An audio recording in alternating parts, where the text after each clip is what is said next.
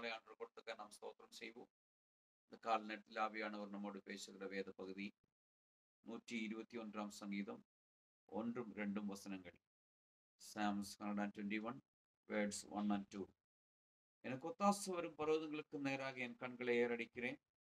வானத்தையும் பூமியையும் உண்டாக்கின கர்த்தரிடத்தில் இருந்து எனக்கு ஒத்தாசை வருகிறது. நம்மளுக்கு பிரச்சனைகள் இருக்கு, கஷ்டங்கள் இருக்கு, வியாதிகள் இருக்கு, பலவீனங்கள் இருக்கு, நெருக்கங்கள் இருக்கு, வறுமைகள் இருக்கு, பத்தாக்குறைகள் இருக்கு. இப்படி அநேக பிரச்சனைகள் ஒரு விதவிதமா ஒருத்தருக்கு இருக்கு. என்ன கேட்கிற தேவனுடைய பிள்ளையே, உனக்கு ஒத்தாசை செய்யும்படிக்கு ஒருவர் மட்டும்தான் இருக்கு. அவருடைய இடத்தில் நீங்கள் உங்கள் சத்தத்தை ஏறடிங்க.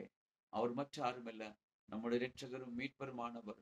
அவர் அந்த கல்வாரி சிலுவையிலே அடிக்கப்பட்ட, நொறுக்கப்பட்ட, மரித்து, அடக்கப்பட்டு, உயிர்த்தெழுந்து இன்றைக்கும் பிதாவினுடைய வலது பக்கத்தில் நமக்காக ஒத்தாசை செய்யும்படிக்காக அவர் இருக்கிறார். அவருடைய இடத்தில் நம்முடைய காரியங்களை எடுத்து சொல்லும் பொழுது அவர் நம்மளுக்காக அற்புதங்களை செய்து நம்மளை வழி நடத்துவார். நல்ல ஆண்டவரே, நன்றி செலுத்துகிறோம்.